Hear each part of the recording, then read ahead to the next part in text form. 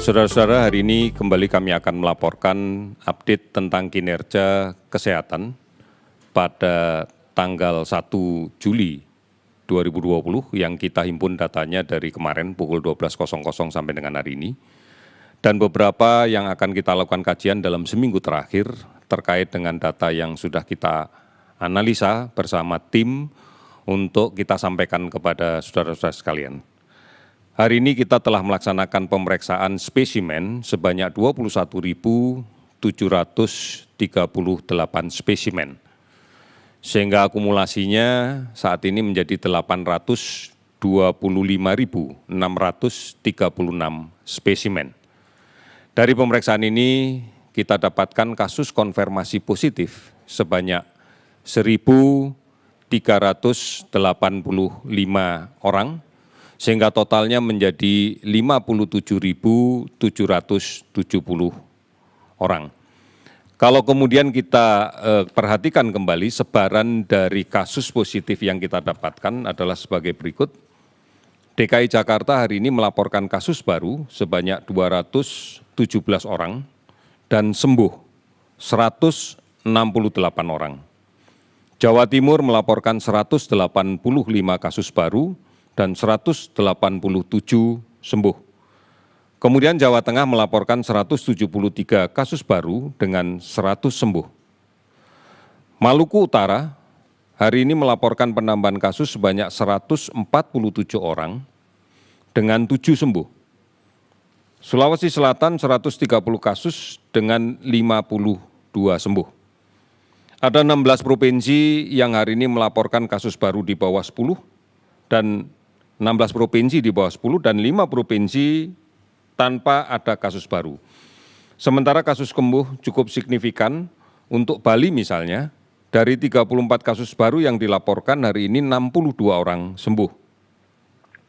Banten 10 kasus baru, 21 sembuh. Kalimantan Timur 7 kasus baru dengan 15 sembuh.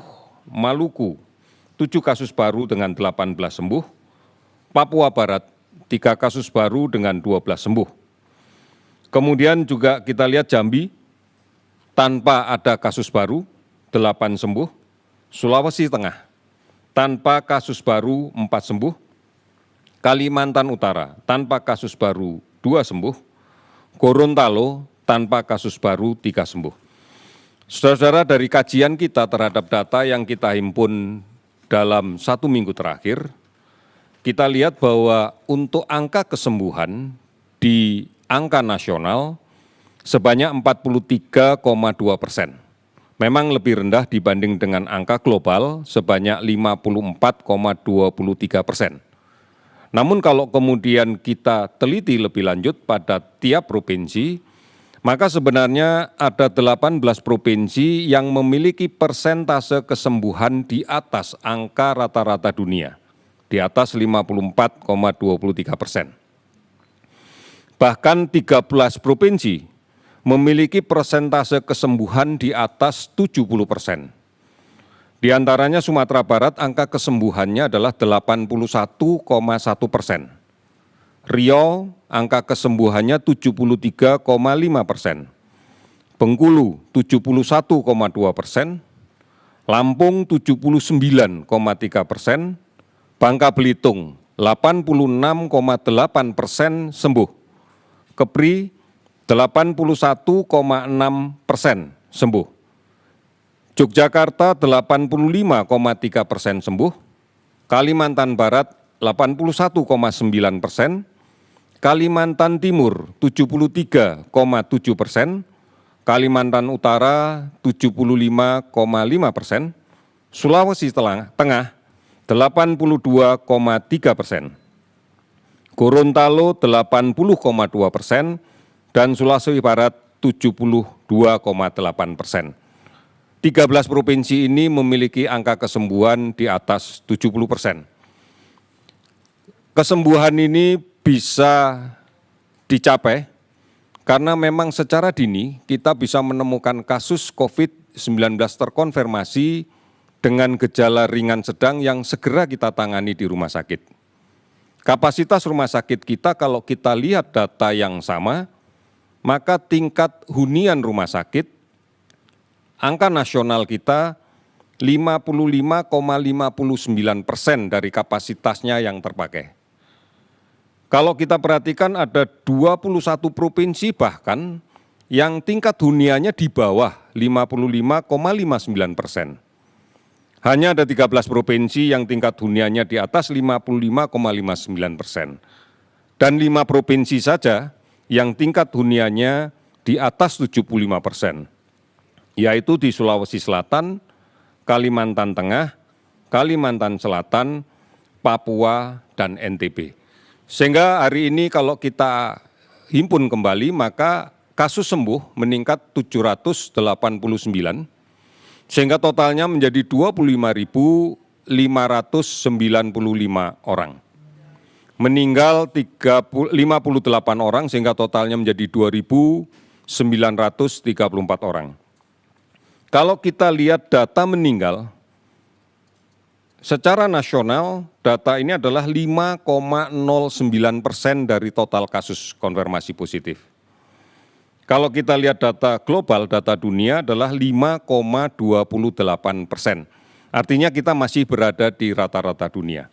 Bahkan ada 23 provinsi yang angka meninggalnya di bawah 5,28%, artinya di bawah rata-rata global. Saudara-saudara, ini adalah gambaran bahwa COVID-19 bisa disembuhkan.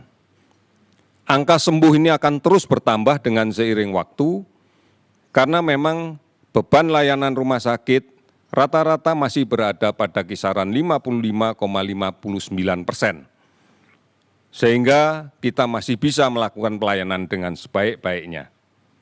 Di samping itu, masyarakat juga semakin menyadari bahwa mencegah kemungkinan tertular menjadi sesuatu yang lebih penting. Protokol kesehatan banyak yang sudah diimplementasikan dengan cara yang benar dan baik. Hari ini 451 kabupaten kota yang terdampak di 34 provinsi, dan kita masih melakukan pemantauan terhadap ODP sebanyak 45.192 orang dan pengawasan secara khusus terhadap pasien dalam pengawasan. Ini kita laksanakan di rumah sakit yang ada di seluruh Indonesia sebanyak 13.296 orang. Ini sebuah angka yang bisa, ini sebuah data yang bisa kita ambil hikmahnya, bahwa saudara-saudara sekalian mencegah lebih baik daripada mengobati. Dan mencegah harus menjadi sebuah kebiasaan baru kita. Ketentuan-ketentuan tentang mencegah jangan sampai sakit berkali-kali kami informasikan dalam bentuk protokol kesehatan. Ini harus kita kerjakan bersama-sama, tidak terhenti, kemudian serempak dilaksanakan, dan disiplin. Hanya dengan cara seperti ini kita bisa menanggulangi secara bersama COVID-19.